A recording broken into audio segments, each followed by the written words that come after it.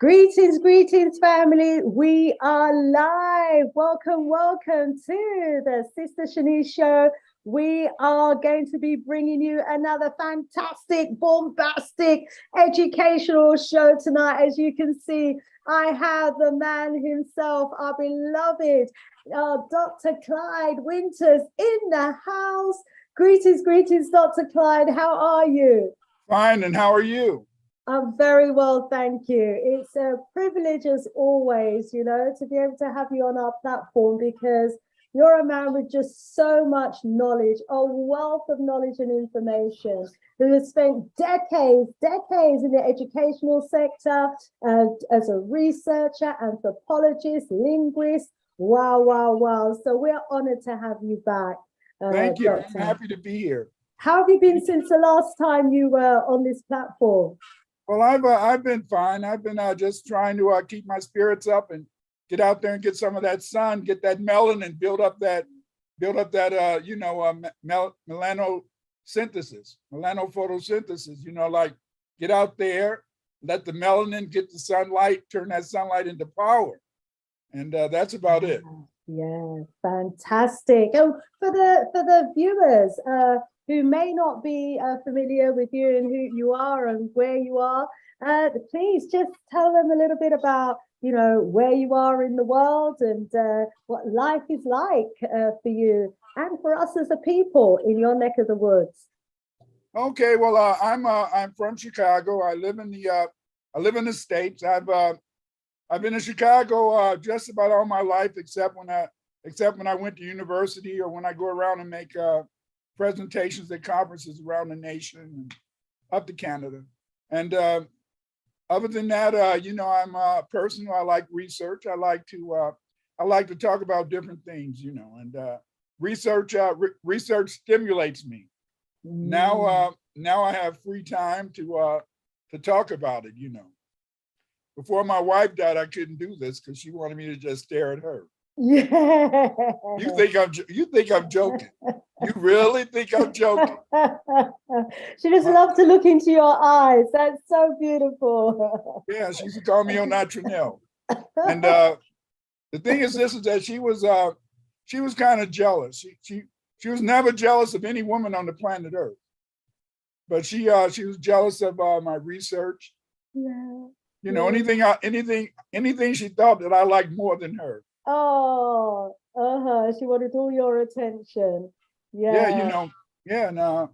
My son and my sons and my grandson always say, you wouldn't be doing this, you wouldn't be on these shows if she was around.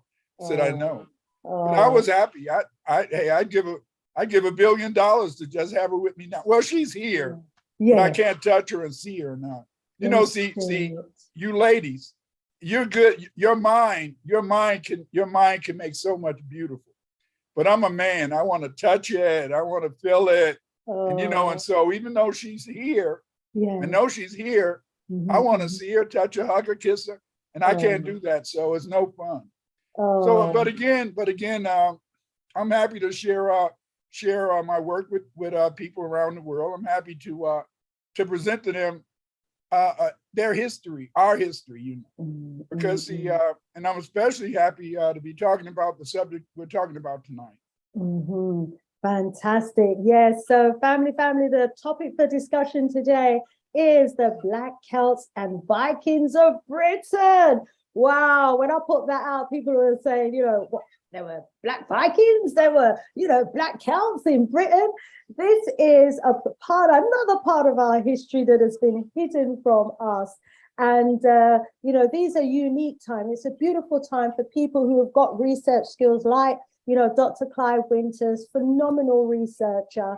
And he's just finding all of this information. And, I'm trying to hang on to his, I was going to say skirt tail, trousers back, to, try and learn some of the skills myself, because our history, family, is absolutely fascinating. There is so much that has been hidden and covered up in our history. There are, people who have plagiarized our names, our characters in history, have assumed our titles. They're walking in our shoes. the shoes of our ancestors, and most of us don't even know. And we're just uncovering all of this history. It's a new day. It's exciting times. Now, I'm going to just quickly remind the family that if you go to my YouTube channel, there are so many wonderful videos there for you to take in. Let me see if I can quickly find a link that tells me about some of the shows. But we have been really honored and really, touched to have had some great guests on this platform, and their works, family, are in these videos on the channel for you to absorb, for you to learn from. Get your notepads out. I mean, we've had Dr. Revshot Matthews, who's talking about, what's wrong with second frequency Amu. And if you're thinking, who's second frequency Amu?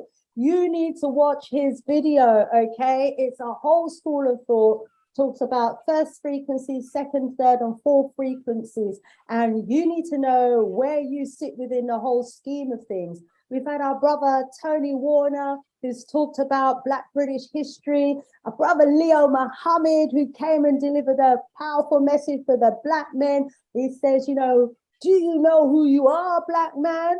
We've had panel discussions and debates where we focused on the Congo with our brother Franklin Jones, who's come down. We had a conversation about race mixing, whether it's racial genocide or symptoms of historical psychological trauma. Brother Paula Bina, and we've had Dr. Winters visit us in the past as well. And wow, he just delivered a storm back then, and he's here again. We're absolutely delighted. Oh, how can I not mention Dr. Marie Charles as well, who did a session on the true history of the original settlers of the British Isle. Yes, another researcher, historian who's just taking off the layers of all of this concealant that's been piled on top of our history. She's just ripping it all back, family, so that we can see our true history. And wow, brother Dr. Kafusa Ankiba. And the good news is that he's going to be back in 2 Strong's time, okay? I won't be here next Strong, family. It's my daughter's birthday, and I said I'd keep it free for her.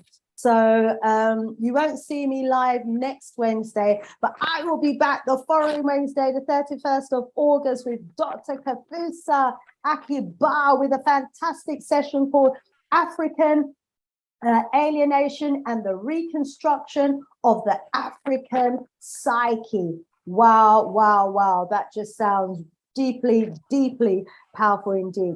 Well, one of my viewers actually said, Sister Shanice, you spend too long doing your introductions. We need you to get out the way so we can hear from your guests. I thought charming. But you know what? I'm just going to greet the audience, and I'm going to make their wish my command. You can keep talking. My doorbell just rang. I'll be right back. Oh, okay. There you are, family. You heard it. It's not me wanting to do an extra long intro this time. Brother Kimani, welcome. IC3 Black, welcome. The Jamaican jump crying at the Oz, welcome. Brother Kimani, we welcome you. Farouk Tut, welcome. And Ipacho, welcome. The Boss Man, we welcome you. Sister Afri Jabo, all the way from Ghana, welcome. Where in the world, family, are you watching us from? I want to greet those of you who are watching us from the various parts of the world, wherever you are watching us from. We are honored to have you in the house. So, you heard it there from our brother Dr. Winters. He's black with us now. So are you ready, Dr. Winters? Yeah, let me share the screen. Okay. So while Dr. Winters is delivering his presentation, I'll do some posts behind the scenes.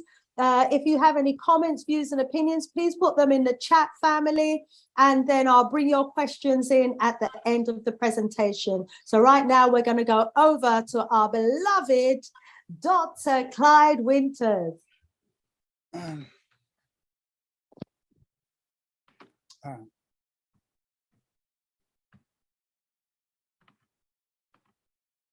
Okay, again, we're going to be talking about the We're going to be talking about the Black history of the Vikings and Celts. You can, the slides from this presentation will be on my Patreon site. You can join my Patreon, and there you can find the slides for this presentation. My Twitter is at Dr. Clyde Winters 8. Dr. Clyde Winters 8 is my Twitter.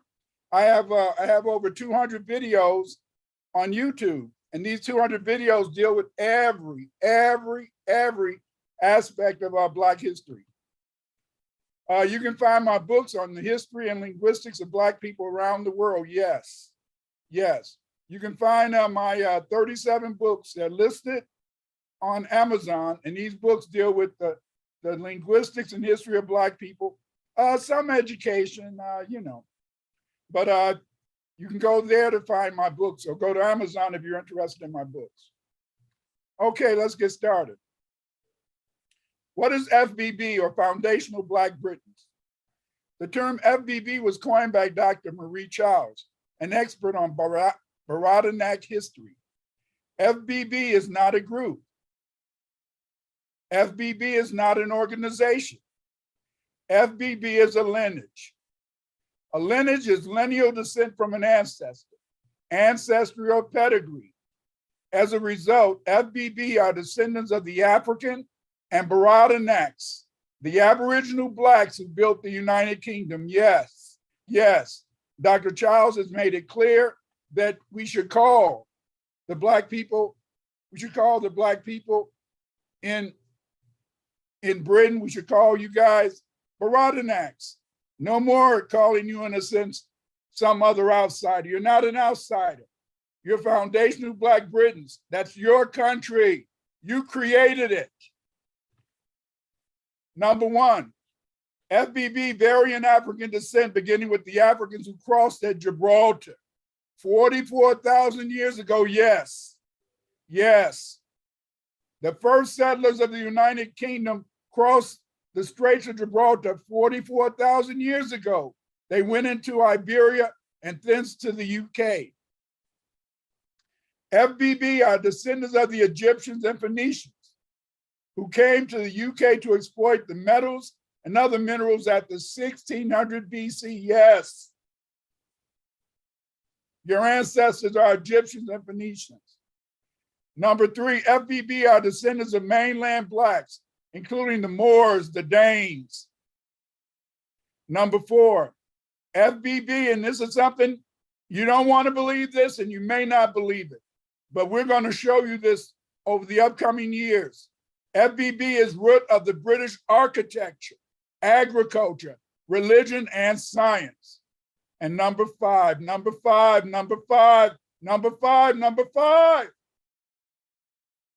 Oliver Cromwell exiled hundreds of thousands of FBB to the Caribbean as chattel slaves.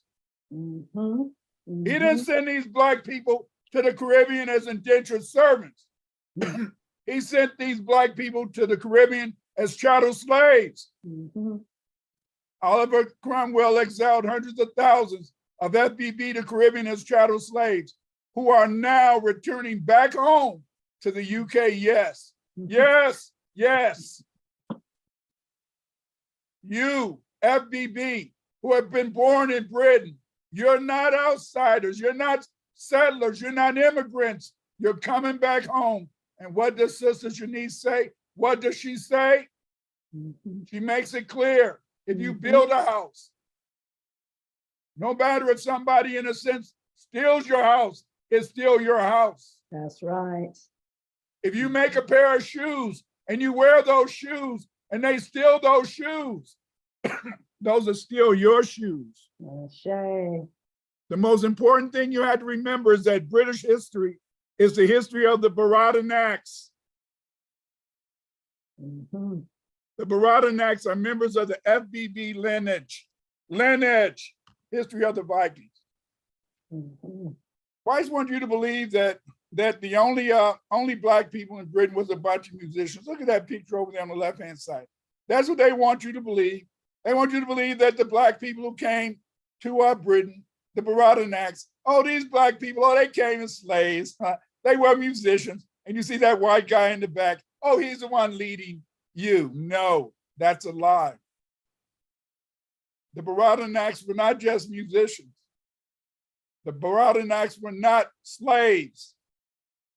The Baradinaks, it was their country. The UK was their country. The Anglos, the Saxons, they're all settlers. They're all settlers. That's your land. In this lecture, we discussed the history of the Celts and the Vikings. Look over there on the right-hand side. These are some of the pictures. Yes, some of the pictures of the first Europeans. Mm-hmm. But look down there where we see the Russian reconstructions. They show their African character. But then if you notice the American version tries to make him look Caucasian. Yes, they taught you a false history. They taught you a fake history so that they can have a place in history. Davis and Thurman in Crania Britannica, they note the first blacks in the British Isles were small size. They represented the pygmies who we call Twa and Anu. Davis and Thurman in Crania Britannica said the Celtic people were short and dark. They noted that Scotland was full of these little dark and curly-haired people. Yes, curly hair. In America, we call it nappy hair. Mm-hmm. Mm-hmm. But this is what they wrote. The Celts were originally black people. Forrest in 405 BC claimed that the Celts were blacks or Ethiopians, according to William and Robert Chambers in Chambers Information for a People, Volume 2, London, Edinburgh, 1884, page 66. J. Rogers in Sex and Race, Volume 1, page 196, said the Celts continued to be recognized as blacks by Tacitus, who wrote about black Celts and Picts. You're wondering, I know you're saying, why is Dr. Winters putting on here references? I'll tell you why. Because many of the people out there, especially those trolls in the chat, they don't want to believe it. So I want to show the receipts right now. The Celts on the mainland of Europe were called Iberians or Silures. Though the original Celts were black, over time their name was stolen by Caucasian Europeans. Yes, just like Sister Janice was telling you how they try to steal your names today, how they've stolen much of our history. That's what they do. That's what they do. The European, the Caucasian, he steals history. But he pretends that it's black people who steal history. No. He pretends that it's Baradinaks who steal history. No. Mm-hmm. He's a historian thief. Mm-hmm. Father O'Grony has discussed the history of the Celts. He makes it clear that the original Celts were the Iberians. Yes, as I told you, black people have usually come up from the Gibraltar. They cross into Iberia, then they expand across Europe, and eventually they make it to the British Isles. A forest of Kymi, writing in 340 BC, wrote, and I'm going to quote, next is the land called Celtica, as far as the sea, lying off Sardinia, the greatest people, ethnos, in the west, where the Indians occupy almost all the land toward the east, and toward the south, the Ethiopians, the black faces lying near the south wind, and the Celts from the west went up to the summer sunset, and the Scythians that to the north. So the Indians live between the summer and winter sunrise, the Celts the opposite, between the equinox and the summer sunset, legend has it. So the peoples are four, equal in the crowd and number of their inhabitants. That of the Ethiopians, the Scythians, has the most desert land because of the fiery parts of one and the watery parts of the other. The Celts use Greek customs since they are familiar with Greece through receiving travelers. They conduct their assemblies with music and eager for it as a taming influence. Yes, we love that music, but there is a so-called extreme north pillar, which is very tall, rising on a headband of the wavy tall sea. In the places near the pillar live those who end up as last of the Celts, the Anethians, and the last of the Istrians, who reach down into the Adriatic. They say the latter Danube receives the sources of the flow from here, I quote. Look, look, look. Today, these areas are full of what we call Caucasian people, but it wasn't always like that. They have stolen our history. They've taught you a lie to make you feel you're inferior, to make you feel you can't accomplish nothing, but it's a lie. The Iberians were probably conquered by the Ligurians. It is suggested that the Ligurians may be represented by the modern Basque of Spain. The Ligurians took the name Celt. Yes, they steal names.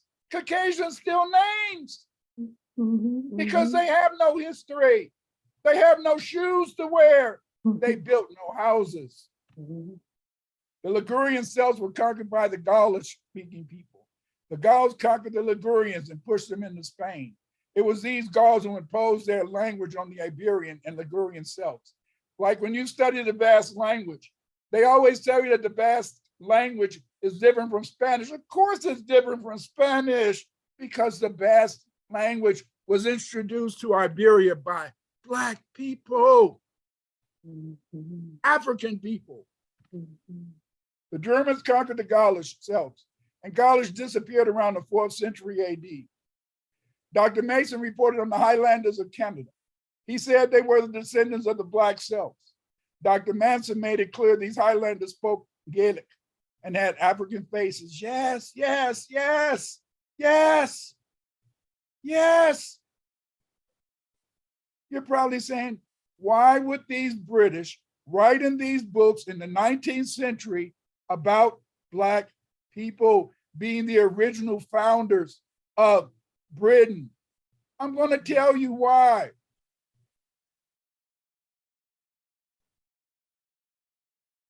Oliver Cromwell killed off 500 Black Scotsmen and Black Irish, and he sent over 400,000 to the Caribbean and the 13 colonies. You were exiled, you were banished. They never thought the Baradanacs were coming back. But you back now, baby. You're back now, baby. And they left the knowledge for you to look up. The African Celts of Hungary, yes, there were many Celts that lived in Hungary. Look at these pictures. They try to tell you that everybody was a slave, everybody was a musician. They try to tell you in a sense that Black people contributed nothing, but look, throughout the Middle Ages, we were there. Yes, yes. They try to deform the art, they try to change the art, but they can't change it because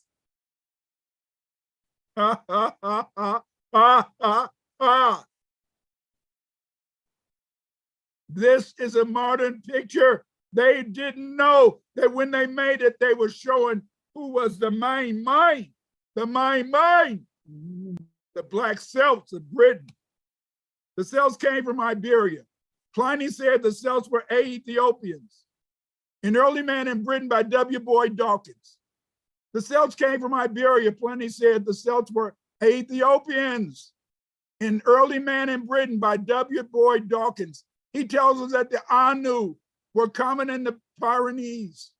The same people were found in Scotland as represented by the Black Highlanders. And in Ireland, there were the Black Celts. The Celts came to Ireland at 500 BC. The Journal Anthropological Institute of Great Britain, Ireland, volume 17, London, 1888, noted that, and I quote, Black Celts were Iberian, dark-skinned, black hair and eyes, electrocephalic, small size. Yes, yes, yes. You trolls out there, you don't want to believe it. You don't want to believe it. Only thing you believe is when the white man said it, and there it is, the white man said it. Baby. The white man tells you they was Black.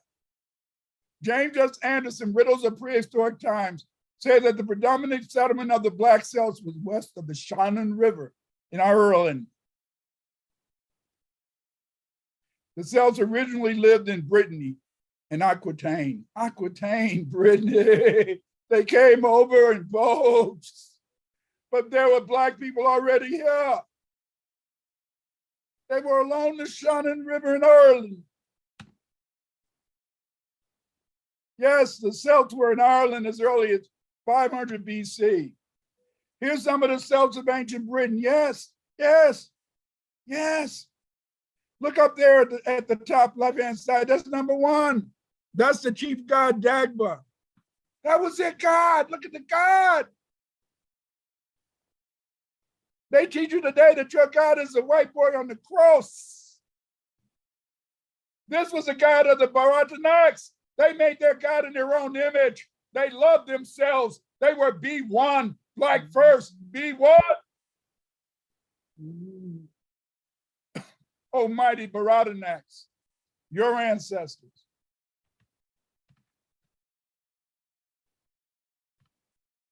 The history of Blacks in Britain has been recorded by Gerald Massey, Godfrey Higgins, and David McRitchie. Massey in the Book of Beginnings talked about the Egyptian origin of the FBB. Yes, the Caucasians know your history. Just because they don't let you go to school, just because they don't teach it every day, just because they don't make television programs showing who the real founders of Britain were, that doesn't mean they don't know. Massey said, and I quote, "A great nation called Celtic, of whom the Druids were the priests, spread themselves almost the earth over and are traced to their gigantic monuments from India to the extremity of Britain." Wow. Massey said the Celts were Cushites. Mm-hmm.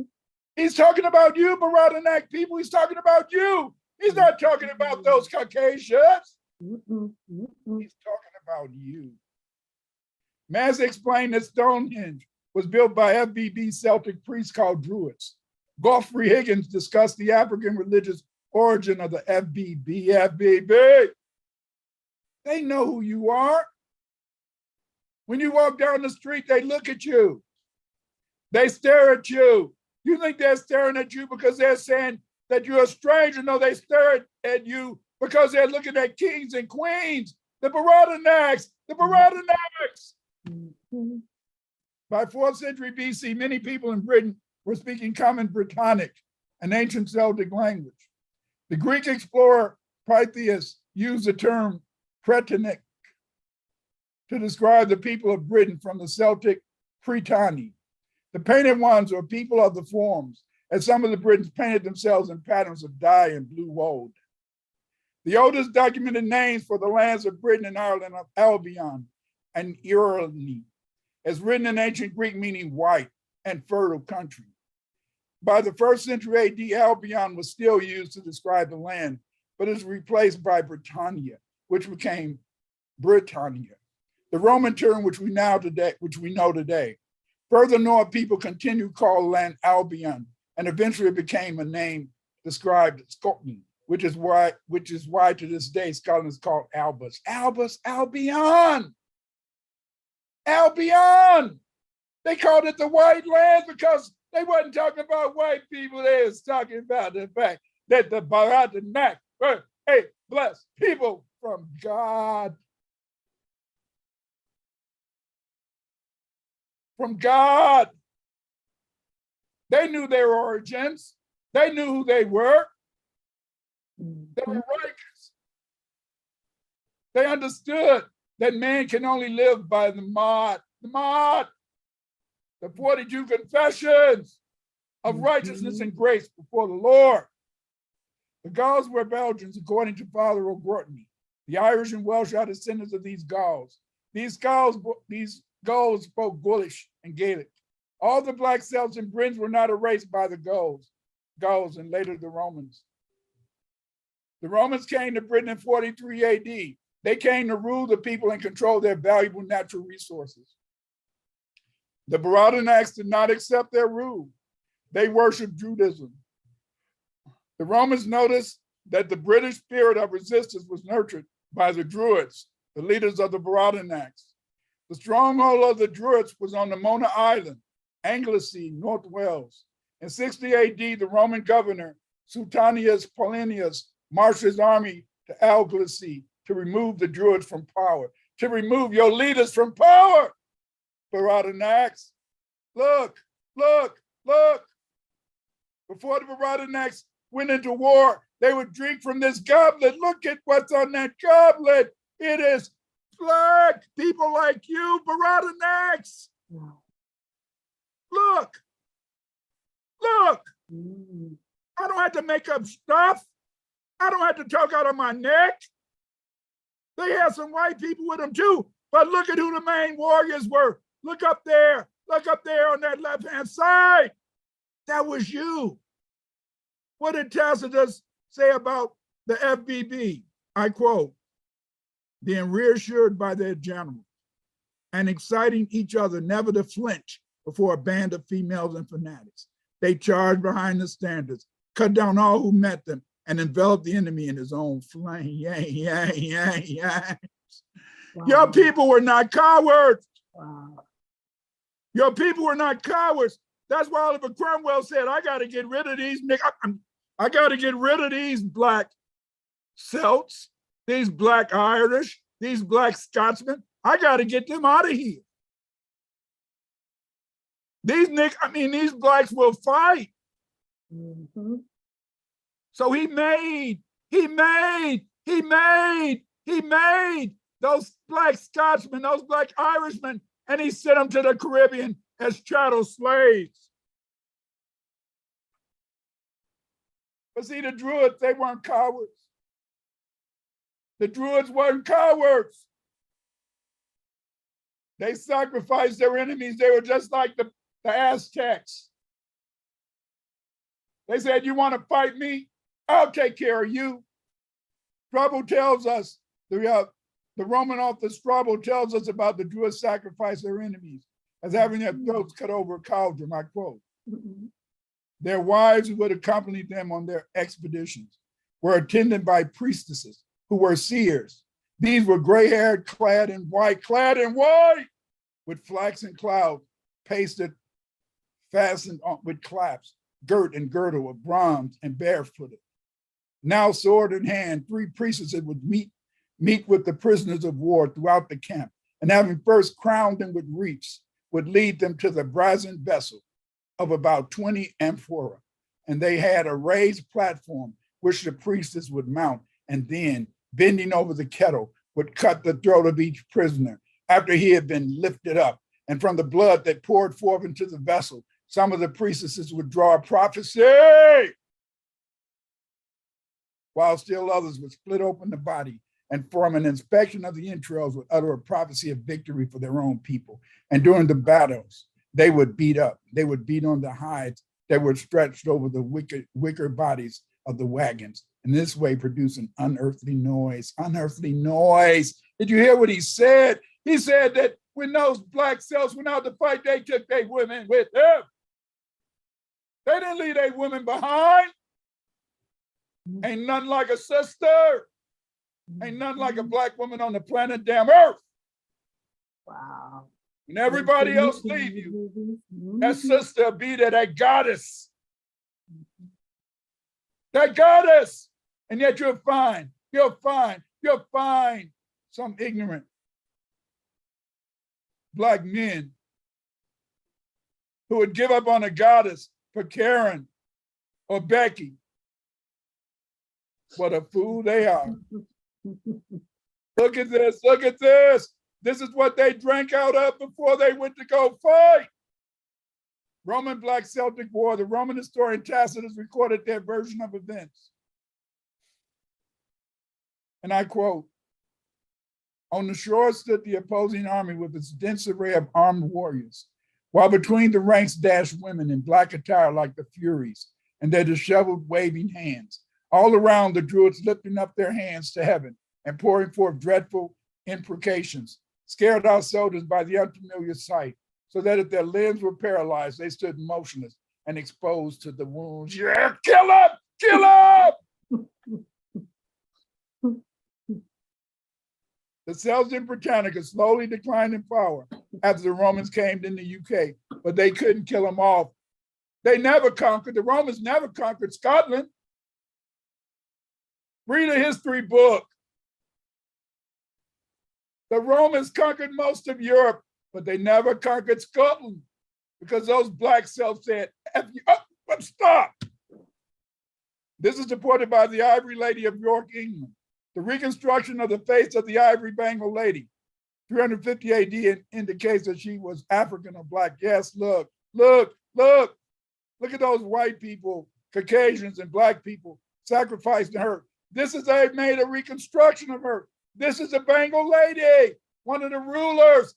You Barada Neck never stop ruling the United Kingdom. This woman was rich and indicates the African type coming to the British Isles. She was highly respected by her subjects.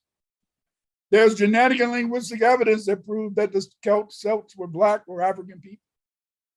An examination of the language spoken by the Basque has a Niger-Congo substratum.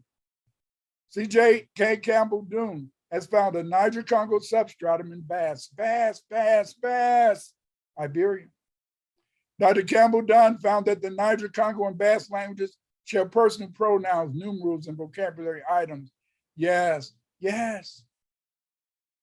When they're talking about Indo-European, much of that is your language, Baradanax. Yes, Baradanax, much of this is your language. You've been taught a fake history. You've been taught a lie. You've been taught that now that you've come to Britain, that you just came there. No. You came to Britain from the Caribbean and Africa because that's your home. Baradanax, that's your home. They knew it. They just thought they was going to keep you from coming back. But Baradanax, you're a mighty people. There's also genetic evidence linking the Basque and Niger-Congo speakers. Both groups share SRY 10831.1. Both groups share YAP. Both groups share the M2, M173. Haplogroups E3, P2, E3B2, M81, yes. Even the genes point. Even the genes that many of the white people in the UK today that they're carrying goes back to you. The Baradanax who ruled the country. This linguistic and genetic evidence supports the African origin of the Celts. Look. Black Vikings. What they do is that they put these people on TV and they make you think this is make-believe. They make you think that the Black Vikings was maybe some little pet that the Vikings had. But there were Black Vikings. These Black Vikings were strong warriors. These Black Vikings, they were not scared of anything. The Vikings, the original names of Vikings were blacks. They were Moorish navigators. You know, what did they say? They were just like the Celts. Those Black Vikings, when they came to the United Kingdom, they came with their later bite back. Woo! Like I told you, nothing like a black woman. Nothing like a black woman. Look at that picture on the left-hand side. Look at these Moors. Look at them in that boat. And look at the ship that they're about to take over. Look at that ship trying to run away from them. Those black people. Baradanax, that was you. Look at that big old ship with cannons trying to run away from the dead goat. Black Moors, the Vikings. The Norway sledge carving. The fact that the Vikings were black is made clear in the Osenberg 8th century Vikings on the Norway sledge carving of the black seafarers that populated the region at this time. It is clear from the carving that the 8th century Vikings were different from the blonde, big-bodied folk of Viking legends. Yes, look. This is what they left, look. Look at those faces. Look at those faces. That's not faces of blonde people. Oh, it makes me want to cry. It makes me want to cry. Not in sadness, but in knowing the truth. Knowing that Vikings were Baradanacs. Here's a more fuller picture of it. You see, these Vikings were Moors. Yes, Moors. When you think about the Moors, you always think about somebody wearing a turban. Yes, they wore turbans when they were in the Middle East. They wore turbans because they were sword fighting. But when they went to Norway, when they became the Danes, they had to wear a helmet. They had to wear a helmet because people used axes. They used clubs. They were going to hit you in the head. And it was going to be more than a headache. But the next power in Britannia were the Vikings. Here's more pictures of this cover. This is one of their monuments. This is what the Vikings have left us.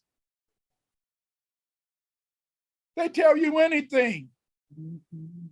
They tell you that, I really used to love, and I still love looking at the movie The Vikings. I love looking at Kirk Douglas. Kicking ass. But he's fake. He's fake. The real Vikings were black like you, black like me. See, here's an illustration of a Viking from Varangian troops near Moscow. It is from the Chronicle of Skyliches. He was a Greek historian. He died in 1100. Yes.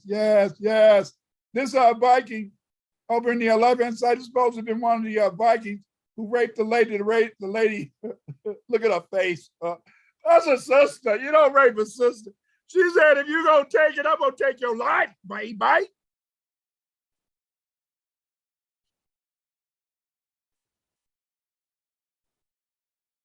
Learn your history. That's why when you read about the early Russians, when you read about the Germans, they always say that the early Russians and the Germans were swarthy. Swarthy means black. You look today at Moscow, they still got the evidence of those black Muslims who used to rule Russia. In the middle, you see the picture of a brother who's the captain of the ship. Yes, you were navigators. Stop it. Stop it. Yesterday in one of my classes, on Monday in my class, one of my students, he said, Dr. Winters, what are we going to do? He said, Dr. Winters, it is messed up out here in Oakland, California. What are we going to do when the white men go down, when there's no white people around? I said, never fear, nigga. Black people here.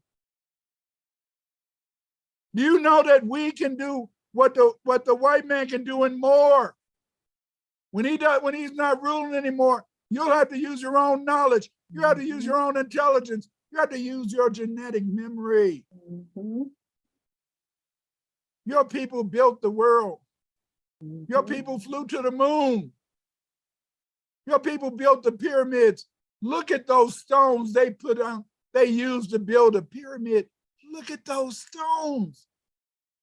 How did those black people do it? And there wasn't no aliens from outer space. You Baradanacs, you're a genius people. You Baradanacs, all you got to do is be one. Call on the ancestors and they will bring you the knowledge, because listen. The first law of thermodynamics says what? That energy can neither be created nor destroyed. That means that everything your ancestors made over the past 200,000 years is out there. All you got to do is catch it. Catch it. When you wish upon a star. See, The Moors became the Vikings. Descendants of the Vikings often have the name Black or Blachman in surname. The Black Vikings left the Anglo-Saxon names Blachman, Bergi, Blachman, Nistone on the Kentish coast, and Blachman Stone on the Dorset coast. In the Doomsday Survey, there's mention of Black people in Buckinghamshire. There's the Blachman, the Swartonus, the Sussex, and the Blackymanus, and the Swartingus in Scotland. Those names, Blachman, that comes from what? In fact, they were Black. Sussex, Swartinus, that come from what? Swarthy, because they were Black like you. Learn your history, Bardonax. Learn your history, Bardonax. We're learning it. We're learning it. Stop letting these people tell you you're telling you to go home. You're at home. You're already home. Every time a Caucasian look at you, he know you at home. That's why he want to jump you, but he don't never jump you when it's only one. He don't jump you when it's only two. When he jump you, it'd be a crowd, because he know that he cannot whip a Baradanak, because you are a great people. You got the Viking in your blood. You got the Celts in your blood.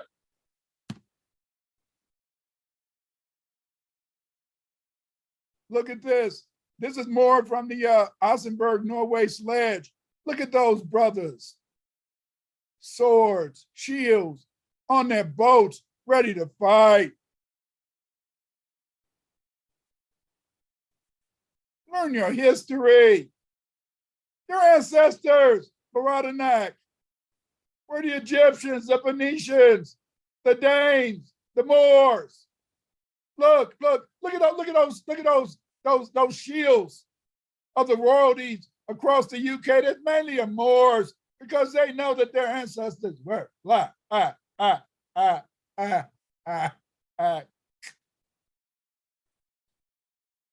Know who you are. The Black Vikings settled Ireland in 795 AD, and the Black Norse Kingdom of Dublin was founded in 839 AD. Yes, Dublin. Those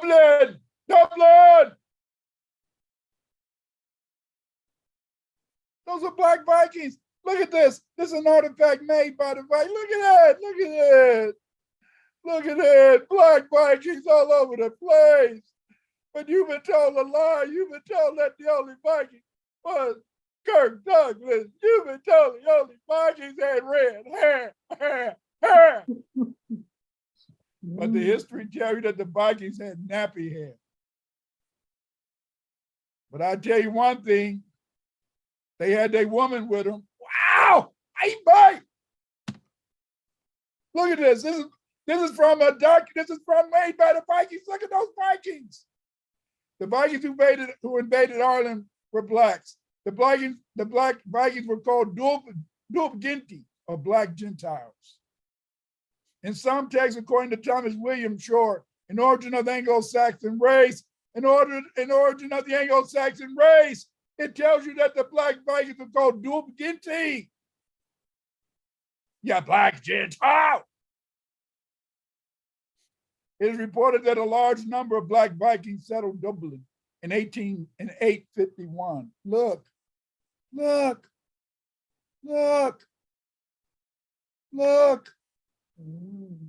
This is how the Vikings really looked. They had a helmet, but you can see how they had, in the sense, they had the long cloth behind their neck. These were brothers like you, Baradanax.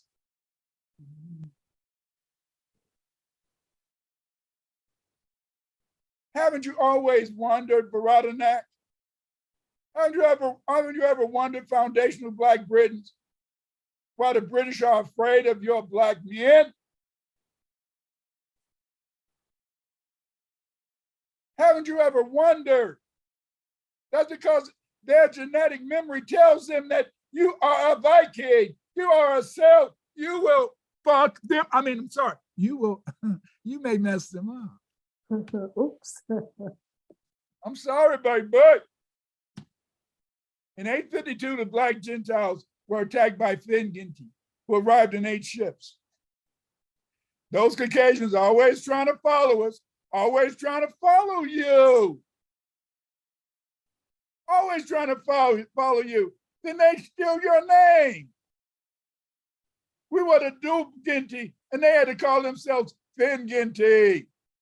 The Finginti were defeated after 3 days by the Dubginti. These blacks controlled the Irish coast for much of the 9th century from their center in Dublin. The Dubginti ruled Ireland, you black people ruled Ireland. They recorded you in their artifacts that they left us from those days.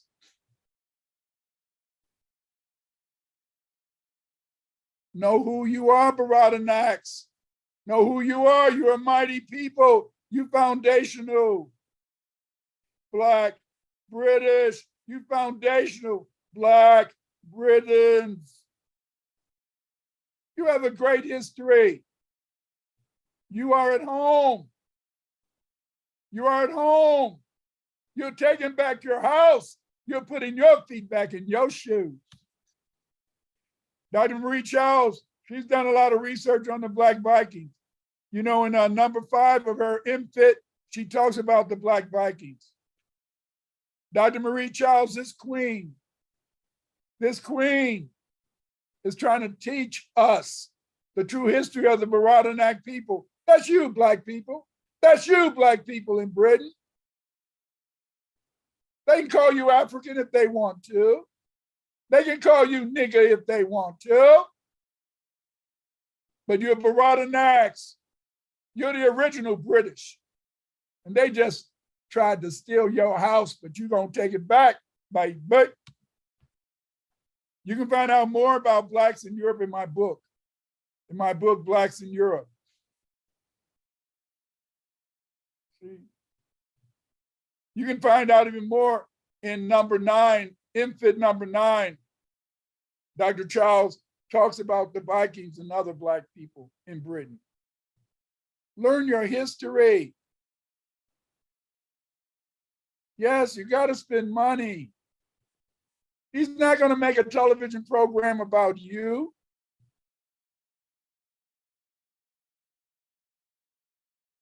He's not going to write Martin books about you. So if you want to know you got to buy Blacks in Europe. You got to go and you got to get Sister Charles's MFIT magazine. Yes, the MFIT magazine, it may cost a nice amount of money, but why? Because she's giving you colored pictures.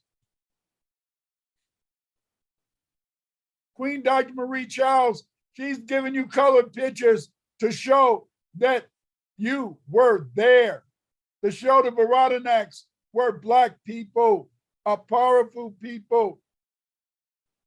It's all there for you.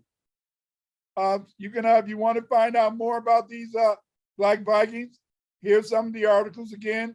You can find this material in my slides, and the slides will be to be found at my Patreon site.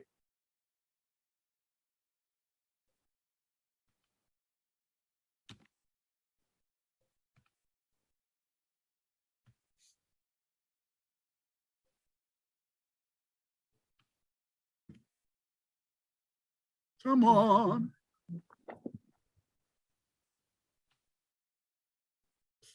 Wow, wow, wow. Thank you so much. Wow, Dr. Clyde Winters. Now, everybody, if you didn't know before, you certainly know now a lot more about why we are here, those of us who are here in the UKKK. You know, our ancestors brought us back because we've got so much history here. You know, they led our spirit back. You know, Dr. Clyde, you touched on Oliver Cromwell when he exiled like 500,000 or so, or 300,000 or so Irish and Scottish. You know, they emptied Europe of the Africans and filled us, you know, in the Caribbean, in America, in Brazil. Wow, and they just hid all of that history. They hid the fact that we were the original rulers of that part of the world, that we were even there. Unbelievable. That was fantastic, Dr. Winters. So many sources as well that we can refer to do our own further research. And yes, I've got your book as well, Blacks in Europe. I've got to get the latest Misfit one from Dr. Charles. Got to put my order in for that one. That was phenomenal. I'm going to go over to the chat. Is that okay? And just bring in. It's fine. You can they can ask questions, whatever. Yeah. Okay, family, it's your time now to ask any questions that you may want, that you may have, any further clarification, any points that you want to raise. Let me just try and find, it moves quite slow because there's a lot going on here. So let me just find the link. But when I was looking earlier, someone in the chat was saying that there were actually a number of was it Bantu words that's in German, because of course, the original Germans were Africans as well. And I saw in there that some of the Bantu words are still in the German language. And we had a presentation on one of my radio shows not so long ago. And the presenter was highlighting a number of words, African words in Japanese, African words in Chinese, in the Chinese language, and was showing, how the richness of the African language has just basically been shared out across the world. And the closer you are to the African language, the more words you have to explain any one thing, but the further out you go, the language simplifies and you just have maybe one or two words to explain. Oh, he'll explain it better than me. Anyway, I'm in the, here we are. Ebony Sweetness, thank you, says, Dr. Clyde, thanks for the presentation. No need to shout though. Hey, listen, he keeps me awake with the shouting and make sure that I'm paying attention. I love it. So Kwame is saying, well, no, just a comment there. I must get my order in for the book. Ebony Sweetness, I must get my order in for the book. Where can it be purchased, please? Amazon.com. That's where I got mine from. Both of them. Yeah. Okay. Brother Kwame saying, big up to you, Brother Winters. Thank you. Big up BlackHistory, Brother Kwame. Good to have you in the house as well. Brother Kimani saying, give thanks, Baba Dr. Winters. Always giving a powerful and precise presentation. Yeah, thank you so much. I hope you've all had your notepads. And remember, you can get a copy of the presentation by joining Dr. Clyde on his Patreon. I'm actually one of his Patreons as well. And he's always posting great presentations, very insightful information. So do support the works by joining Dr. Clyde Winters on Patreon. Dr. Clyde, I wonder if you could just tell them how they can join you on Patreon, please. Well, all I got to do is go to Patreon and just put in Clyde Winters, and my site will show. My site will come up. My Patreon site is under Clyde Winters, so that's how you'll get there. Okay, brilliant. So I'm just going to put that in the chat. There you go. Mr. IC3 Black, he said, excellent presentation. Brother Kwame said, Brother Winters, come again. Well, the good news is, yeah, Brother Winters will be back on the 14th of September. The topic for discussion, let me find it. Do you know off the top of your head, Dr. Winters, what that? It's going to be dealing with more contemporary Baradanac history. How they try to erase the Baradanacs. Yeah. And it's so important for us because, as I said before, we can go through school, college, and university in this country and not learn anything, pre the 1950s about our existence here in this part of the world. Can you believe it? They want to make you believe that your history began with Windrush. No, yes. Windrush was just when the ancestors said, "Get your ass back home." That's what Windrush was. And that was Marcus Garvey in the wind, blowing us back. That's right. Remember, Marcus Garvey, Marcus Garvey He loved it. He loved the Ireland and the Irish, but he didn't know. He didn't know that they had sent Irish there. You know, I sometimes I talk loud, but that's because of the fact that people always say I talk too soft. But that's because of the fact that when I was young, I was a rapper, you know. So when I talked to the girls, I wanted to make the girls feel good, so I had to make it a little softer. But I had to shout here so you guys can understand. I'm sorry. No apologies needed. It reinforces, the points. I think for some of us, it has to be hammered home because it's so contrary to everything that we have been taught. It's like, are you hearing this? Are you hearing this? It's like, this is their best kept secret, but now is the time that the truth is being exposed for what it is. Tag 5104 says, fantastic presentation as always, Dr. Winters. Always a blessing to hear your presentations. Thank you, Sister Shanice. Thank you, my brother. See, they made a big mistake. Because Oliver Cromwell had banished black Scotsmen and black Irish from the UK. They didn't even fear saying that their ancestors were black, that the earliest people in the UK were black. They never thought you were coming back. That's right. They never thought the Baradanacs were coming back. But you came back. You came back from Caribbean. You came from Africa. And they were they already left the evidence. They can't hide from it. They can't run from it. The books are in their libraries. Yes, the books are in their libraries. So they can't now say, oh, that's a mistake. No, it's the truth. And you did the research for us. You did the research for the Baradanacs.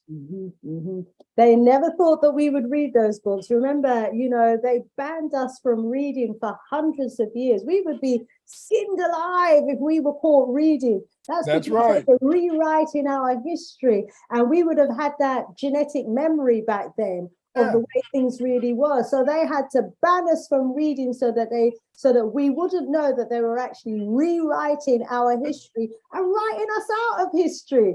That's right. And then they had to tell you lies like it was so many black people in Jamaica and Barbados and all the islands, Trinidad and Tobago, and they had all these Irish names. But none of those Irish names were names of people who owned slaves. These Irish names were carried by these Caribbean people because their ancestors came from the UK, but they didn't want you to know. See, the European is so interesting because the European, he can have your history in front of your face and you will still think you don't see it. He made those, look at those pictures behind Sister Shanice. Look at those big, strong brothers, right, bro? Think about it. They made this up, but they didn't know. They didn't know that this is how they look. This is how they look. This is what they're afraid of every time. Every time. I don't care if you're a 110-pound brother. And you're walking down the streets of London. When they look at you, they don't see that 110-pound brother. They see that brother on the right-hand side. That's what they see. For real. That's why they're scared of you. Yeah, for you real. Don't want them to be. And they know the fierceness. But they can't help it. I was just reading today, Dr. Winters, I was sharing with you about the Picts of Scotland, the original Africans of Scotland, and they were such fierce fighters. The Romans couldn't beat them. They couldn't. They couldn't beat them. They sent down Septimus Severa and about 40,000 of their African men, to come down from Rome to fight against the Picts, and they couldn't beat them. The Romans were just conquering most of Europe, and they conquered Britain, but they could not conquer the Picts of Scotland because they were such fierce fighters. And these were the small statued Africans as well. And they were just like a formidable force. And those images that you showed us as well, I mean, I hadn't seen them before. I'm going to be looking back at those images. Beautiful images of the African Vikings. Wow. See, a lot of it comes from those pictures. Some of them came from Dr. Charles's work. Oh, Dr. wow. Charles, that queen is a phenomenal researcher, a phenomenal researcher. And the thing is, this is that she, for years, Africans in Africa, they usually like when they dance, they usually like to just stand still and shake their butt. But I noticed how in the Caribbean, and in North America, when Black people dance, they like to do a lot of footwork. And I always noticed that a lot of footwork was in with the Irish. And I didn't know until I read the research of Dr. Charles that a lot of the Black Irish were sent to America. And that's why we like to do footwork. That's why we always dealing with the legs and trying to do all like type of fancy footwork. Michael Jackson, the Caribbeans, all of them, because of that Irish heritage. Yeah. So then I know some of you people out there, some of those trolls out there are saying, what are you talking about? That you're the Irish. I already showed you you're the Irish. You're the Irish way. Give me a drink of beer. Take me to the pub. Family, once you start doing the digging, once you start doing the research, my, you are going to find, archived documents that give you descriptions of the Irish that were put on the boat and sent to the Americas, of the Irish that were put on the boat and sent to Jamaica, Barbados. They emptied Europe of all the Africans. Of course, there were Africans from the continent as well. Yeah. But they came later. Yeah. They came later. Yeah. The first ones that they sent over to those plantations were the Irish, the Welsh, the Scottish, Africans, the Black, those of us. They emptied the country. And they wouldn't allow those Black people to be indentured servants. They wouldn't allow them to be indentured servants. Oliver Cromwell, he made it clear they are to be chattel slaves. And Oliver Cromwell, he was Black. Yes. He's a Black Protestant. I recently discovered that. I nearly fell over. Oliver Cromwell himself was a Black African. But all skin folk ain't kinfolk. This is it. And religion seems to have got in the way of seeing who we are as a people. We've got some lessons to learn from that. Same thing today. Look at Nigeria. Yes. Nigeria is a place where you see all this fighting between the Muslims and the Christians. You see, and see, because the fact is, this is that Oliver Cromwell, he massacred 500,000. Think of that. And then the rest, and then he sent 450,000 over to the Caribbean and the United States. And then people say, where are the slave ships? They just got a bunch of niggas and put them in, got a bunch of Black people and put them in a boat. And if you made it okay, if you didn't make it, they threw you in the ocean. See, Sister Shanice, you're at home. You're at home. You're at home. They wanted to make you and the rest of the Baradanacs feel that you were strangers, you were immigrants. No, you're just coming back home. Yes. They don't want you to know that. And see, and the beauty of it is that they trick themselves. They trick themselves because in the 19th century, they started writing these books telling the true history. They started writing about the various, about King James, King Charles. They had Oliver Cromwell. He's a little bit related to Thomas Cromwell. He's related to Oliver Cromwell, and Thomas Cromwell. He destroyed just about all the pictures, of the original Baradanac kings and queens. That's why today, if they find a picture showing these Black kings and queens, they auction them off for millions of dollars. Because Thomas Cromwell, Cromwell, he destroyed so many paintings, so many tapestries to try to destroy the history of, in a sense, the Baradanacs, the foundational Black Britons. He didn't want you to know.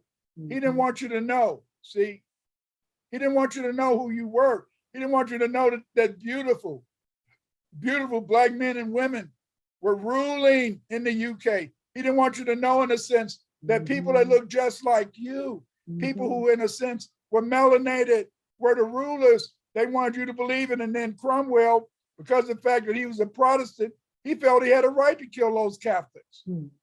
See, and the thing, I don't care. You know,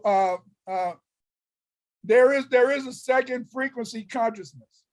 In other words, you don't have to be white to feel that you should be Caucasian. You don't have to be Caucasian to feel that you should kill other colored people.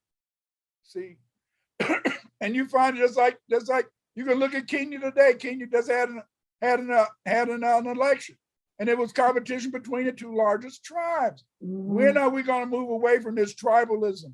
It's this tribalism that allows, in a sense, the European to control us. And that's why it's so wonderful. It's so wonderful that the Baradaniks are back. You can't say, well, I'm Irish, I'm Scottish, I'm a nigga Irish, but I'm a nigga Scottish. All you can say is that you FBB, Foundational Black British. So there's no in between.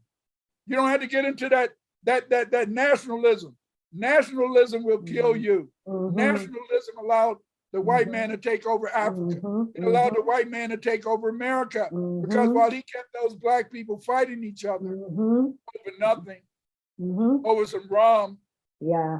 If there's one thing we've got to learn from our history, is that we are the source of our own self-destruction.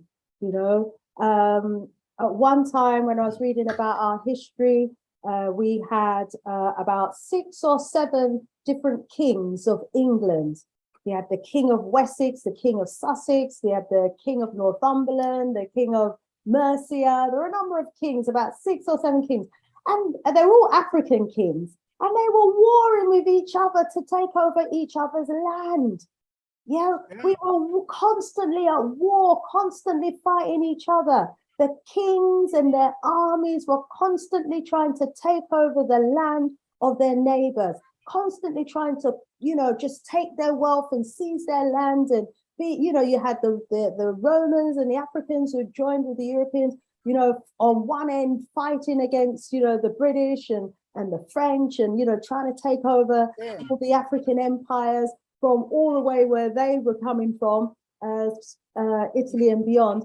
And then you had us up this end as well, fighting each other for land, you know, and while we're fighting each other, we don't realize we're weakening each other. And then when we become weak, you know, it's easy for the enemy to just come in and take over. And then we get hung up on things like religion. So like, for example, you know, you were talking about Oliver Cromwell and what he was doing, like clearing, as far as he was concerned, he was clearing Ireland and Scotland of all of the heathens. We were still Africans, clearing them of the heathens, clearing them of the Catholics, you know, and sending them all in the name of Christianity, in the name of the Pope, you know. And they both had the same, and they both believed in the same thing. Yes. Jesus Christ and Yahweh or whatever. And both of them believed in the same thing. And see, this is what nationalism will do to you. Nationalism. And we've got to learn the lessons, you know, because we've got to see each other first and foremost as Africans. So whether we're Africans born in the UK, born in the Caribbean, born in America, born on the continent, wherever we are, if you are a black man, you are an African. And if we can see each other, you know, as brothers and sisters, first and foremost, be one, black first, you know, everything else is secondary. You know, religion is secondary, tribe is secondary, nationalism is secondary. You know, we even have our brothers and sisters on the continent, in South Africa, for example, fighting against their brothers and sisters, their neighboring brothers and sisters from Zimbabwe and Zambia. And, you know, between Zimbabwe and South Africa, there's probably just a road, you know, that the Europeans have put there that divides them. You know, probably the same, you know, Shona people in South Africa like you've got in Zimbabwe. But, you know, they allow the people to blame their own brothers and sisters for all the crime, all the ills and all the evils that they are facing in South Africa. So much so they use mob violence, you know, to murder their own brothers and sisters. And while we're there busily fighting each other in South Africa, the white people are taking the land, they're taking the gold, they're taking the diamonds and all the minerals and everything out the ground. When are we going to wake up? Yeah, and not only that, but they still got white beaches in South Africa. And they haven't, and they've had all these so-called black leaders in South Africa. They still haven't distributed the wealth.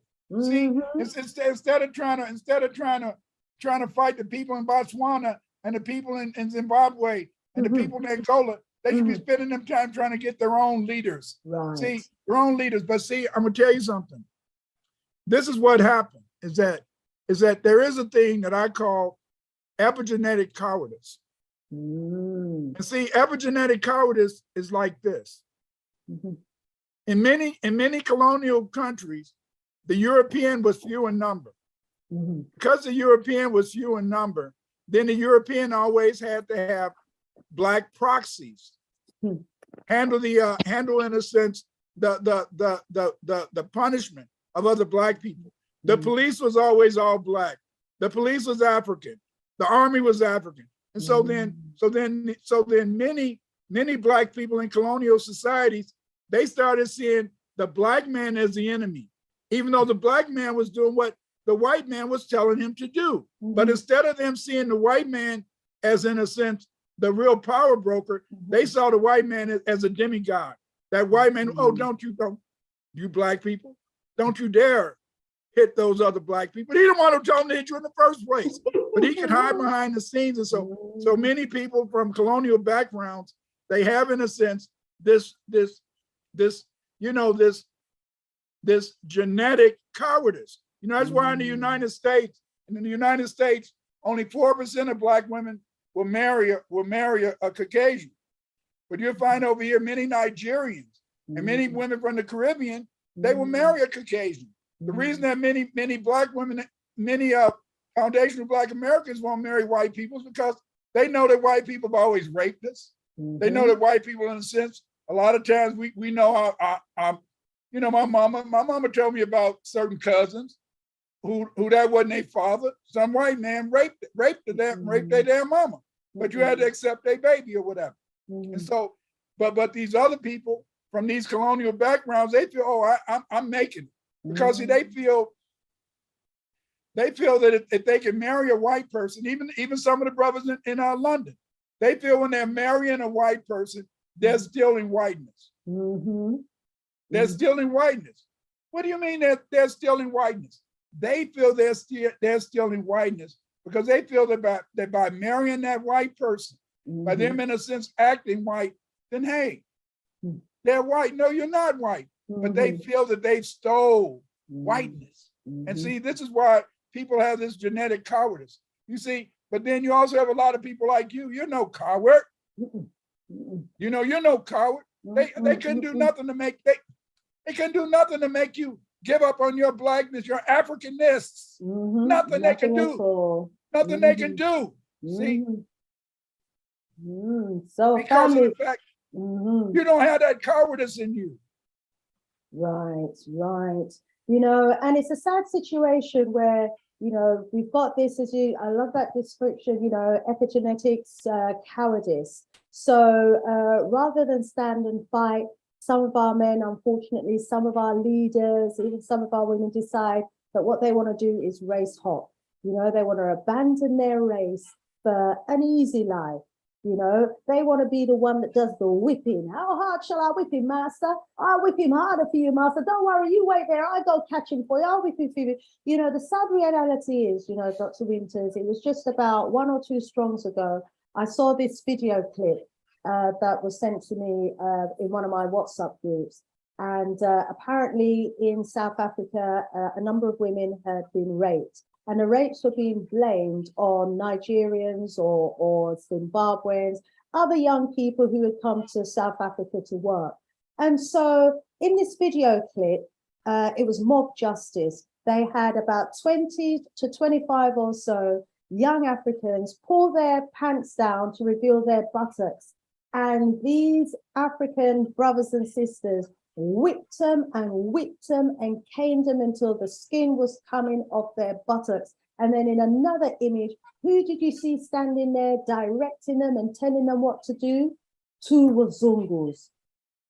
It was just so reminiscent of the days of enslavement, where you'd have the Wazungus, the white people, who would stand there and have other black people do the whipping for them. And they were merciless with it. And even until today, there is this white savior complex where some places in Africa, unfortunately, tell me if I'm wrong in the chat, they will say, if you're on the way to church and you see a white man, you can go home because you've already seen God. They don't realize they've seen the devil. Yeah. But see, but they don't think it, because of the fact is that he's always in the background lurking, and he's there, you know. That's like, remember when I started off the video, I had these black musicians and then a white guy in the back. That's how they like to be. They like to be, in a sense, like that ghostly person. But then the whole point is this, is that he's the one who's directing it. He's the one who's destroying it. He's the one who's accepting it. See, the good thing about being a foundational Black American is that we know that we're prisoners of war. Some of us. A lot of us are just coconuts, so you know. But most of us know we're prisoners of war. Why? We know that it was our Aboriginal Indian ancestors who they captured in wars and made slaves. We know that the Black Irish, who they brought over here, they captured them in wars. Those Black Irish did not just get on the boat and say, "Oh, Cromwell, come get me." They fought Cromwell. They lost. When they lost, they were prisoners of war. Read up on the Jacobins. They fought. That's right. Yeah. JJ says it's learned behavior that's affecting us. Epigenetics. Epigenetics. Someone's got a question here. Dr. Winters, what is the solution to the problem of white supremacy? Well, first of all, just don't call them white supremacy, because they're not more supreme than us. We are the supreme ones. The solution to white supremacy is what some people call critical race theory. And the solution to white supremacy is that you have to accept the fact, you have to accept three facts. You have to accept fact number one, that you're in a race. That racism means that it's a race between Black and white people. And in this race, white people are going to make sure that they win. Once you accept the fact that it's racism, they're not going to let you win. Number two, you have to accept the fact that not all, but many white people hate you and want to kill you. You have to accept that they hate and want to kill you. And that number three, you have to, in a sense, realize that they are supreme because of the fact that Black people make them feel supreme.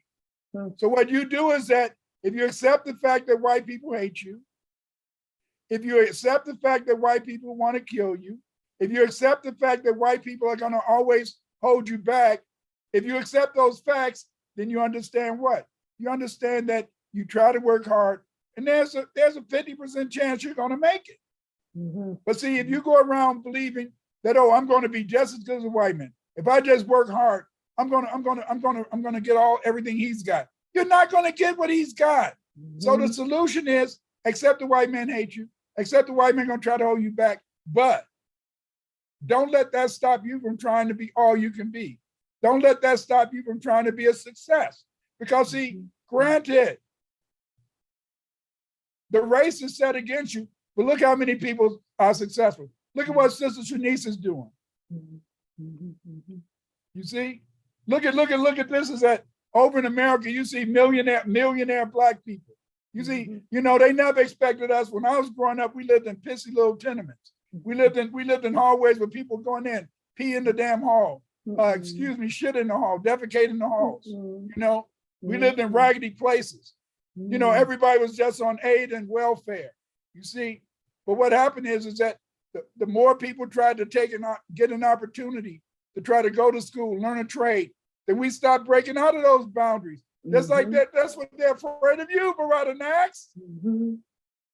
They're afraid you're going to break out of those boundaries.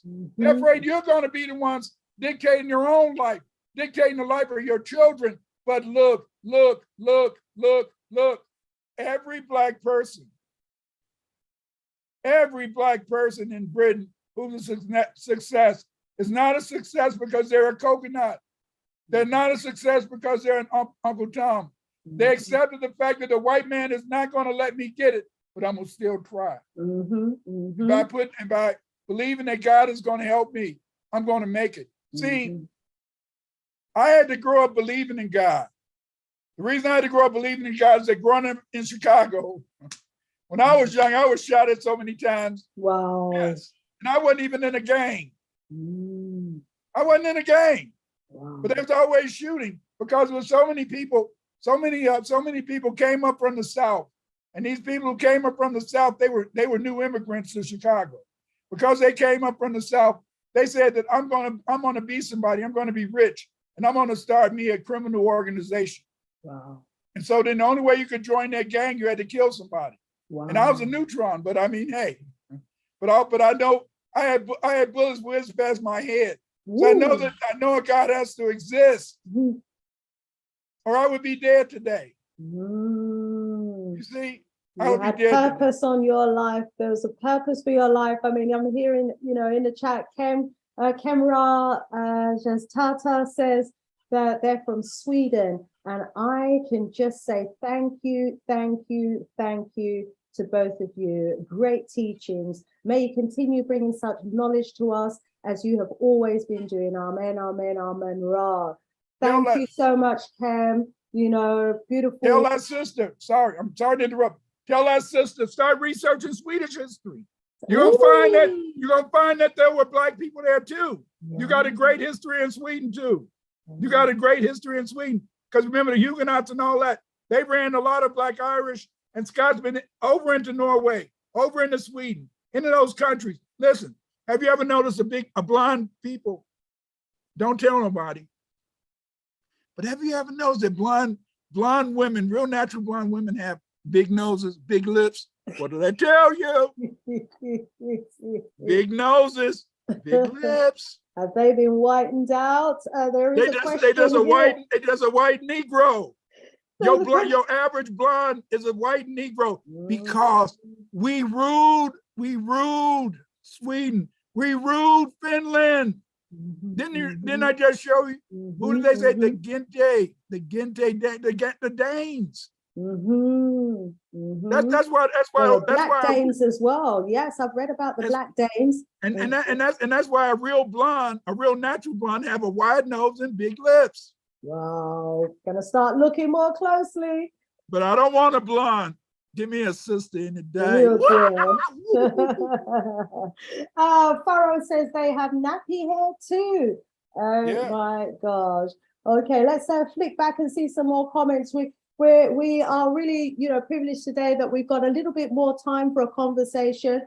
Our brother Dr. Winters has left time for questions, for comments, etc. It's beautiful. So this is why we've got the time to have a conversation. But make the most of it, family. If you've got any questions about the presentation that was delivered, if you want to know anything further, if you want more information about sources, about books, now is the time, to ask those questions. And do your own research, family. Use the information from today's presentation, get a copy of the presentation via Dr. Winters on Patreon, and use it as the basis for your own research. It was packed with information, and the vast majority of it. I mean, how many years worth of studying? How much studying did it take and research did it take, Dr. Winters, to be able to uncover all of what you uncovered and presented, in 1 hour? Because sometimes I think maybe, we want to take it for granted, a 1 hour presentation, but give us an idea of the volume of work and the time that goes into researching and finding all of those sources to put a presentation like that together. Well, what you have to do is that you have to just get a foothold. For example, Dr. Childs, she mentioned this article that said the Black Irish. And so I went and found the article, the Black Irish, but then it was other sources than that article. Then that article led me to another article.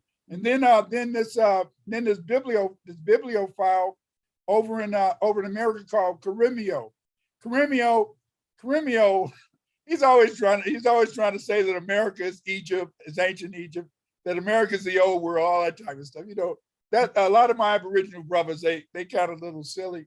But what Carimio does is that Carimio finds all these old books that deal with slavery. And a lot of times he'll put those books in his shows. And then so what I did is that when he would mention these books, I would copy down the names and then go and find those books. And that's how I was able to dig up information on the Black Celts, dig up information on the Black Danes. Because see, the thing is this, is that those Anglo-Saxons, they never thought the Waranaks were coming back. So they didn't mind writing that the first people who ruled England were Black. They never saw you guys coming back. You were banished. Oliver Cromwell said, you're banished forever. You better not bring your Catholic ass back. But you're that's back. why they're still trying to deport us back to today, trying to find reasons to deport us back. They want to find reason to deport you. But really, in a sense, if somebody really used the so-called Commonwealth, now the Commonwealth is going to run out pretty soon, because a lot of Caribbeans, in a sense, are going to break away from the Commonwealth. But I mean, by you being from the Commonwealth, you had a right to be there, just like Australians and the rest of them. But the thing is this, is that they will flip and switch the law. They'll flip and switch the law. And when you don't have any legal representation that's going to really use the law to the benefit of the foundational Black Britons, then therefore you're going to have problems, you see. But the whole point is this, is that how can they say that you shouldn't be there when you're from the Commonwealth? That's what the Commonwealth is. See, but they play. But see, again, in a sense, they will tell you a lie right in front of your face, and we will believe it because we always believed it. We believe whatever they say. You see, that's why when I did this presentation, I tried to show some white books and some white people who said this, because they wouldn't accept it from me. Oh, yes, we would. but when the white man said it, it must be true. That's all part of it. Because see, remember, we're not that brainwashed, are we? It is so beautiful. But you know what, Dr. Winters, what this history makes us realize as well is that, you know, it's so easy for us to acquire this false sense of security. Just imagine back then, yeah? They just, with a new piece of legislation, they decided that all the Irish, the Black Irish and the Scottish, had to leave the country. And it was their land.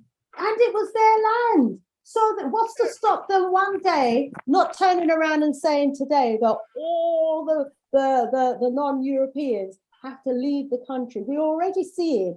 You know, almost every other white appearing person here in London is not English. Yeah. From somewhere else in Europe. Yeah, they just look white. The original white English-speaking people are dying out. They're dying out. So they're having to open the floodgates to all their European brothers and sisters from around Europe to come into the UK to replace them. And then not only that, but then they try to give a little pinch of whiteness to the Indians, give a little pinch of whiteness to the Asians. You see, because they do this because even among those Indians and stuff and those Pakistanis, you see, they know you're a nigger, but they'll still use you as a buffer group. They try to use them as a buffer group to try to, in a sense, keep the Caribbean people down. You see, but the point is this, is that, yes, they're going to change the laws, but you have to, in a sense, find legal representation. That's why you need some well-trained Waranaks who know the law and will fight the law based upon reality and not from I'm white and I say so. You know, okay, we got Untouchable in the chat, who I think all of this is just so new to him. We understand where you're coming from. He said, foundational Black British, Lord, tell this man to stay off the internet, man. He seems nice, but he needs to do some research on foundational nonsense. So, you know, this we love it. We love the trolls. Yeah, we love the trolls because we love the trolls. This history, probably never heard anything like it before. And asking where it came from. Yeah, asking where it came from. I bet he's not FBB. Asking was he born in Britain? No, probably not. You can't believe the images that they put up either as well. I love my trolls. I love my trolls. Yeah, welcome trolls. I love my trolls. Trolls, I love you. I love you. This is one nigga that love you. You know why I love you? Because I bring receipts. I bring receipts. And every time in a sense somebody looks at your ignorant stuff that you publish, and then they go look at the receipts, they know it's the truth. Yeah. It's reality. Yes, trolls. Not getting away from the truth. I mean, I was even watching this little video clip earlier this strong. And in this video clip, it was talking about the Queen's golden carriage. And it was saying that this golden carriage was worth something like £40 billion. And it also was talking about her wealth. And they happened to mention that she owns something, I can't remember how many, hundreds of castles and palaces and things that formerly belonged to her Black nobility. That's right. Because she has inherited, you know, when they emptied the Europe of the Black nobility, the African kings and queens and sirs and lords and all of the people who held these high positions, you know, when they emptied the country of all of these people, they took their wealth, they took their homes, their palaces, their kingdoms, they took them. And the soldiers, the white soldiers that they used to get rid of and to commit genocide and to wipe out all the Africans, their payment for those white soldiers was that they could take the property, they could take the wealth, they could take the names, you know. So that's why today you've got some family crests of families here in Britain, and their family crests look like African Moors, look like the heads of Africans, because, you know, they were. The originals were. Damn teeth. And see, you got to remember when they got rid of King John, they brought I think they brought him from Norway, and he came in what, about 14 ships. He had about 4,000 troops with him, and the British Navy did not stop him. And so they let him come in because they wanted to change. They wanted to get rid of the Catholic king and start a Protestant dynasty. It's all so much based on this religion stuff. But have you noticed? That? Listen now. Have you noticed? I always noticed during World War II. I used to say those damn British troops are pretty short. Most of the British troops are really short. But now we know why. Because their ancestors were the Anu. They just kept marrying light over and over again till the day they look white, but their genes don't lie. Their genes don't lie. See, their genes don't lie. Their features don't lie. The features don't lie, the genes don't lie, but they lie to themselves because they want to make it. And so, yes, Germany, Britain, France, they brought all these people from these foreign countries. Britain, they tried to be slick and got a lot of people from Eastern Europe, but they're still, even they have a lot of Black background, Uyghurs, Hungarians, all that. Are you just bringing in some white niggas? But again, as I said, you see, you're the Baradanax. That's your land. That's your land. Family. Take your shoes back. Ace 99 says, start claiming when you get older. Don't let them kill you out without some compensation. Okay. Ebony Sweetness says, those Black men probably had WW as mates, white women as mates. Real Germans are Egyptians.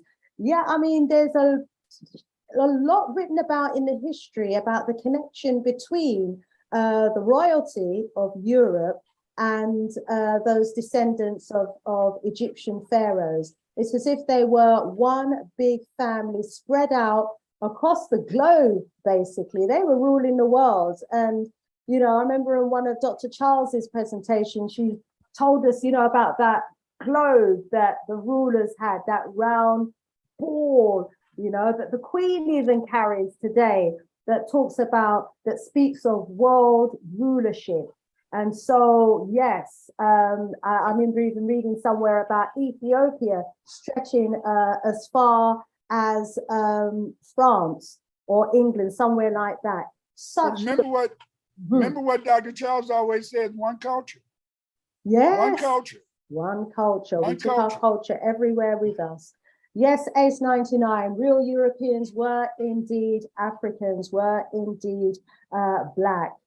Someone's mentioning gypsies as well. The Celts were Black. That's right. You must have missed the presentation, Ace. That's what the presentation was on today. So let me quickly scroll up. Let's see what we've got in the chat. Ace 99 again says, Ace, now you see my mission. Okay, yes, Ace 99 was always saying to me, you speak too much about what's going on the continent. We want some focus on what's happening here in Britain. We want to know about British history. We want to know, well, you know, you should be in your element now, Ace, because the amount of British history that, you know, my guests of late and Dr. Charles and Dr. Winters have been uncovering is phenomenal. You know, you've got to look back on this presentation. For those of you that came in late, let me just ask Dr. Winters to give you a brief synopsis of what you have missed. Okay, well, the thing that they missed was that we talked about the fact that the Celts came from Europe, and that the Celts dominated Europe, and that they were Black people. They were identified by the Roman scholars as Ethiopians. Ethiopia means black face. So they were identified as being black face people or dark people. We talked about the fact that the Celts were a combination of Black people that came from Europe, but also Black people already living in Britain. And these were short people that we called the Twa or Anu. And these Twa or Anu were very, very fierce fighters. These Twa and Anu, these black Scotchmen, especially in Scotland, the Romans tried on two occasions. They had 3 big wars, and the Romans lost each war because those Blacks would never allow them to conquer Scotland, you see. So we talked about the Black Celts. We talked about how they were Black. We talked about some of their contributions, some of their art, and some of their history. Then we also talked about the Vikings. We talked about the fact that the Vikings were really, in a sense, Moors, and that these Moors were sailors. And if you remember, the Moor sailors, they used to dominate the Mediterranean, much of the European coast. And they would go up and down the coast, attacking settlements to maybe take money and stuff like that. We talked about the fact that the Black Vikings were called Gente Dub, and that Dub stands for Black. We talked about the fact that many other names like Bachman or Blackman or Schwarnty, these come from the fact that they were Black. And these words like Moor, Schwarthy, Sussex, these are all words in a sense that go back to these Black Vikings and the fact that they were Black. You see, and there was always this differentiation because whites were always constantly trying to come into the UK, come into the United Kingdom to try to take away the land away from the Blacks. And so the Blacks would always fight. The thing that led to the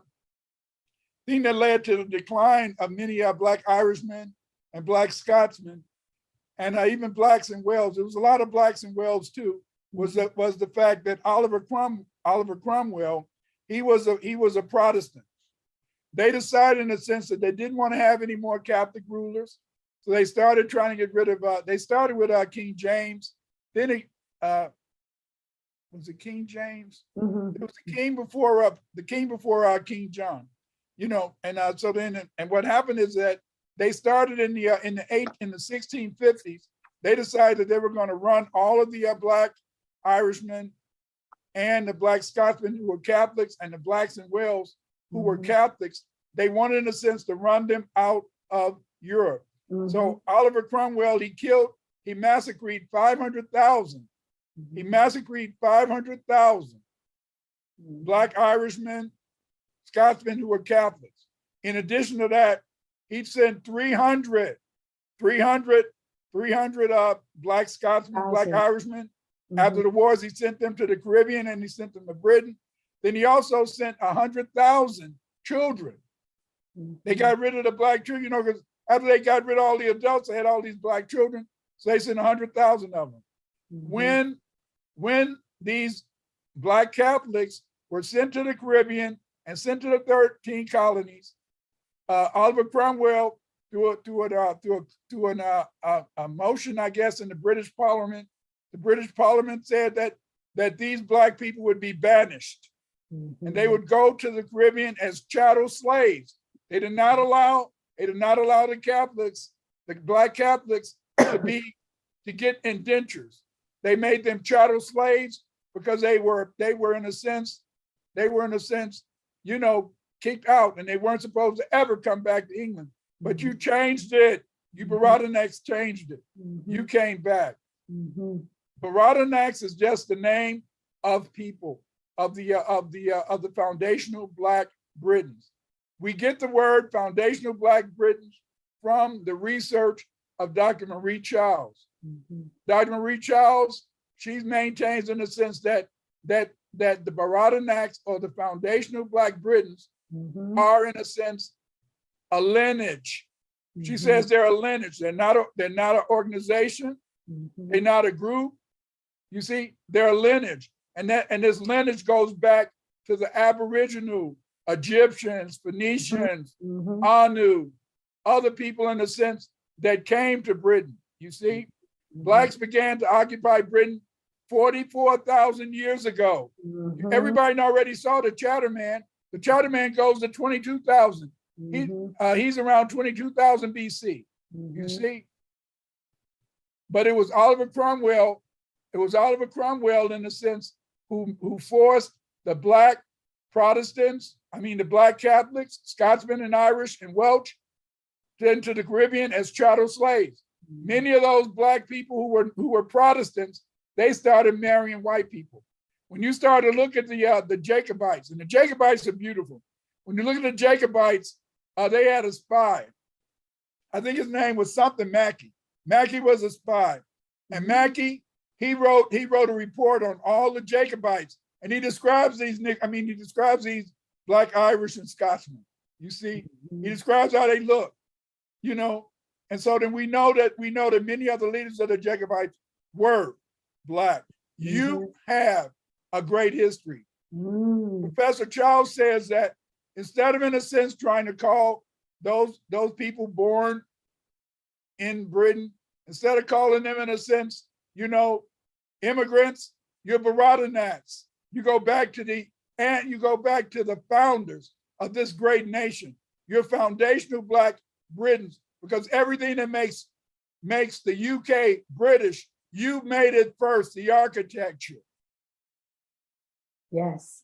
You made, in a sense, the religion. Everything. The Druids were you. The Druids are you. I like to look at Doctor Who. And every time I look at the Doctor Who, they always having the Druids, some white people prancing around. No, they look like me. They look like you. See, you see those people in the background? Those are not just some comedy people from a Hollywood movie. This is how the Vikings look. This is how they look. This is how they look. And they came there with their women. They didn't come there by themselves. They brought their women with them. I'm sorry about shouting, but I get carried away whenever I think about a Black woman. Oh, y'all so beautiful. Leave me alone. Leave me alone. I can't help myself. Dr. Winters, we've got someone joining us from Arizona who's just logged in. Welcome all the way from Arizona, and celebrating the legacy of the Right Honourable Marcus Mosiah Garvey. That's right, today is the Earth Day of Marcus Mosiah Garvey. So there are celebratory events happening up and down the continent, here in the UK. Yeah, so we rise up the works, the memory, and the name of Marcus Messiah Garvey. So many comments. Thank you so much for your comments. We are finishing off another wonderful presentation, very informative presentation by Dr. Winters. If you missed it, you can always look back at this video. Also, he spoke, very highly and quite rightly so about the works of Dr. Marie Charles. You can see one of the videos on this channel, and in it she breaks down the meaning of Baratanak. It's a name that was given by the Egyptians to this region. Baratanak, Ra is in there as well. The Bar. She breaks down the meaning of it. Our ancestors, when they named places and when they gave you names, it wasn't any old name. These were names with meaning. And so you need to get an understanding of what that word and that name Baratanak actually means, and we need to claim it. It was our ancestors, the Phoenicians, when they came here to mine the tin, that gave it that name as well. We've just got, like you were saying, such a phenomenal history here that goes back tens of thousands, possibly hundreds of thousands of years.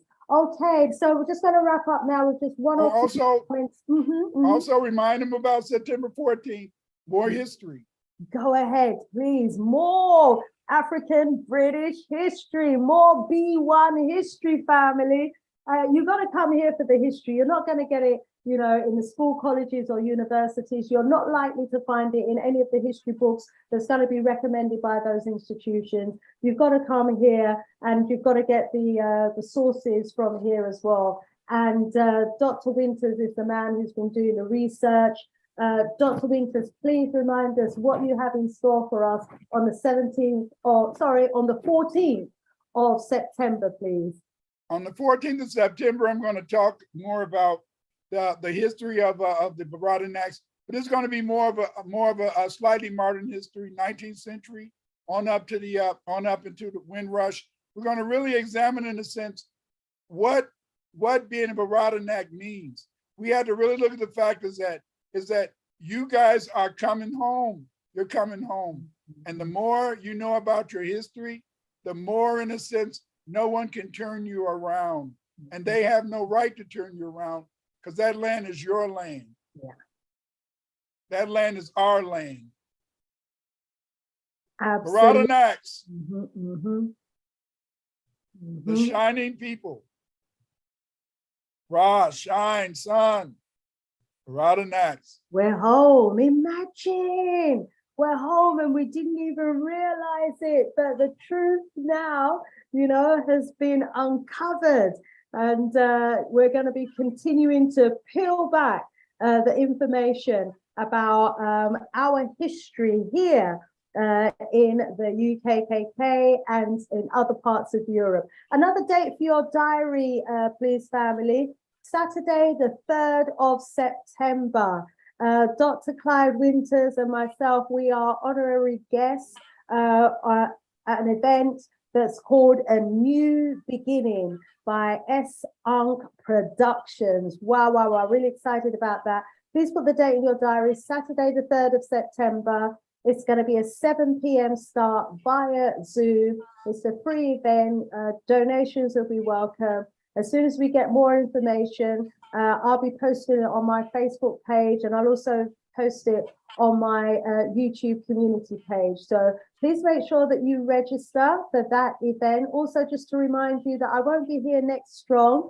It's my daughter's birthday, and I promised her that I'd spend some quality time with her for her Earth Day. So I'm going to tear myself away from you wonderful family members, but you've got, well over 100, maybe even 200 videos on this channel that you could be watching back. So do take the time to watch back some of the videos. Also, you can visit our brother, Dr. Rev Shop's YouTube channel. He's got loads of videos and interviews with our brother, Dr. Clyde. Phenomenal research works there for you to study. Tomorrow I'm going to be talking about the FBA, the relationship between FBA the Dravidians of India, and Stealing Whiteness. Wow. So you might find it interesting. And that's going to be on Reverend Shock's platform. It's so check FBA, out Dr. Shock's platform. Yeah, go ahead. FBA, Dravidians, and the Stealing of Whiteness. You might find it interesting. Sounds very interesting indeed. So family, these are the sites that we've got to go to learn more about our history and start doing the research as well yourself, family. We're now in an information age, as they call it, and so we can access, you know, all of this archived information. If you haven't already done so, please give us a thumbs up. If you're not a subscriber, please do subscribe. And remember, the week following, or the strong following, next strong, what is the date? Let me quickly find it. I will be black on the 31st of August with Dr. Kafusa Ankiba Ang. Wow, wow, wow. And that topic is just going to be phenomenal. We're looking at the African alienation and reconstruction of the African psyche. And if you remember the last presentation that he dropped on this platform, you know it's going to be phenomenal. So to everyone in the chat that stayed with us throughout the evening, thank you so, so much for all your big ups. Thank you so, so much. You know, keep your eyes peeled to the community page on my channel. I will try and post more information a bit earlier so that you do get to know when we're going to go live. Apologies for those who got the information late. But yeah, just check in, family. Dr. Winters, it's been an absolute honor and pleasure again. Phenomenal amount of research information unveiling the truth of our history that we all ought to have the knowledge of, and that I'm just finding out about in my later years. But hey, to all the young ones that are getting this, you know, just keep digging, keep unveiling, and keep sharing the information. More love, more strength, more budum to the entire family. Sister Shanice out of here for now. Thanks again, Dr. Winters. Thank you. Bye-bye. Bye for now. Bye.